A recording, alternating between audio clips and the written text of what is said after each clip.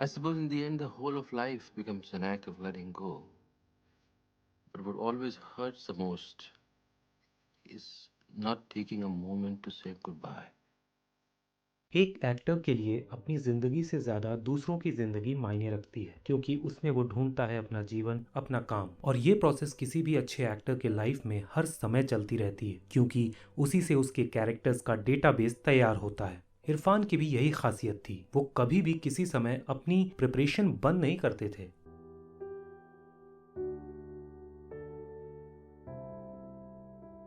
हाँ, वो कई बार बोलती थी कि तुम बाज़ार में जो है रिहर्सल करना बंद कर दो। मैं आपको उनके परफॉर्मेंस के किए गए तरीकों को बताता हूँ। एक्टिंग की डिटेलिंग में तो हम आने वाले वीडियोस में बात करते ही रहेंगे। एक्टिंग प्रोफेशन की ये बहुत खास बात होती है कि जितना एक्टर अपनी जिंदगी से जुड़ा हुआ होता है या जुड़ता चला जाता है, उतना ही उसे अलग अलग किरदारों का नॉलेज समझ आने लगता है। इसीलिए महान एक्टिंग टीचर्स का ये मानना है कि ओवरनाइट हम इस प्रोफेशन को नहीं चुन सकते, वाइल प्रैक्टिसिंग ही हम इस प्रोफेशन में धीरे धीरे ट्रांसफॉर्म होते हैं। मुझे ऐसी गलतफहमी थी कि मैं जिस दिन एनएसडी जाऊँगा, टीचर मुझे कुछ सिखाएंगे और मैं नेक्स्ट डे एक्टर बन जाऊँगा।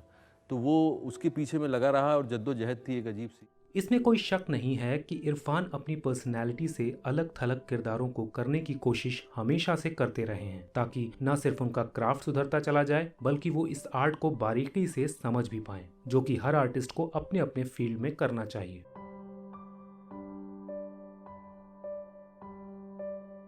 इरफान के करियर में किसी भी किरदार को बनाते समय उसकी फिजिकलिटी का बहुत अहम रोल उनके लाइफ में होता था। वो ये पूरी तरह से डिसाइड करते थे कि कैरेक्टर का हेड मूवमेंट कैसा होगा, उसका वेट किधर शिफ्ट होगा। जैसे हम अपनी लाइफ में अपना कोर वेट किधर रखते हैं, स्टमक में, एक लेग में या सेंटर में, उसी तरह से वो ये डिसाइड करते थे कि कैरेक्टर जब वॉक करेगा या खड़ा होगा तो उसका बॉडी वेट किधर होगा। इसके बाद बात आती है आंखों की। आंखों को भी वो कैरेक्टर की थिंकिंग के साथ जोड़ के ही यूज करते थे। जैसे अगर कैरेक्टर डोमिनेटिंग है तो आई कांटेक्ट जरूर रखना है, और अगर कैरेक्टर सबमिसिव है तो कम से कम आई कांटेक्ट दूसरे कैरेक्टर से रखना है। नए एक्टर्स को ये बात पता होनी चाहिए कि ये सब चीजें करने से हम कैरेक्टर को शारीरिक रूप से बनाने में कामयाब होने लगते हैं।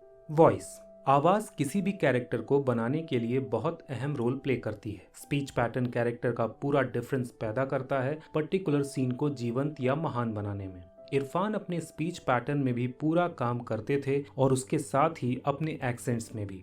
और हाँ, उसमें उनका डिक्शन भी उनके वॉइस मॉड्यूलेशन में काफी हेल्प करता था। हाँ, काय नहीं चली गोली। कंधे पे लगा बट्टा, एक आंख में निशाना लगा, खींच रहा उंगली, चल पड़ी गोली। There is something I always wanted to ask you, but never had the courage. All those years ago, why did you say yes to me? ठंडी लाशों के सर सुलगते हैं, टांगों बाहों की हड्डियों के लिए लड़ते रहते हैं भूखे चौपाए। बिना इन प्रोसेस को यूज किए हम एक्टिंग को करने में हमेशा असफल ही रहते हैं, जिसके एग्जाम्पल्स आपको हर जगह मिल जाएंगे। कैरेक्टर की थॉट प्रोसेस और सोच को जब हम पूरी तरह समझे बिना एक्ट करते हैं तो वो बैड एक्टिंग की लिस्ट में आने लगता है। Irfan is a great actor. He is one of those few actors who they goes beyond the script. वो स्क्रिप्ट के जो डायलॉग का थॉट है वो डिलीवर करता है. That is why he is a great actor. He just does deliver lines. Irfan इस बात को बहुत अच्छी तरह से जानते थे, इसलिए वो अपने कैरेक्टर की लाइफ को समझने में कोई कसर नहीं छोड़ते थे। इरफान कभी भी जानबूझकर या अनजाने में भी सीन को करते समय उसको फ्लैट या ड्रैग नहीं होने देते थे। उन्हें ये पता होता था कि टाइमिंग में डायलॉग को डिलीवर करने की बेहद ज़रूरत है, नहीं तो ऑडियंस उनके कैरेक्टर से डिस्कनेक्ट हो जाएगी। उनका हमेशा हर कैरेक्टर पर काम करने का डिफरेंट अप्रोच होता था। उनकी पूरी कोशिश होती थी कि कैरेक्टर को पूरी तरह से नेचुरल बनाया जाए ताकि वो हम लोगों से अलग ना लगे, और उसके साथ ही उसमें वो उसकी इंटरटेनमेंट वैल्यू भी डालते थे। Irfan Khan, who's a remarkable Indian actor, loved the character when he read it, and he just brought another level of detail and surprise and entertainment value to the character. इसीलिए हमारी नज़र उनके performance से हटती नहीं थी। कई बार actors के लिए सीन में ज़्यादा कुछ करने को नहीं होता है, लेकिन बावजूद इसके अगर एक्टर डिटेलिंग में काम करता है तो वो सीन्स भी बहुत उम्दा हो जाते हैं, जिनको नुएंसेस भी कहते हैं। इरफान के इतने महान एक्टर होने के पीछे एक और बात थी, वो ये कि वो फिलोसोफर भी थे। वो ऐसा समझते थे कि एक आर्टिस्ट जब तक जीवन को समझने की दिशा में आगे नहीं बढ़ेगा तब तक उसे अपने काम को करने की खुशी नहीं मिलेगी। इरफान भाई एक फिलोसोफर है, एक डिटेल्ड अपने क्राफ्ट में माहिर आदमी है।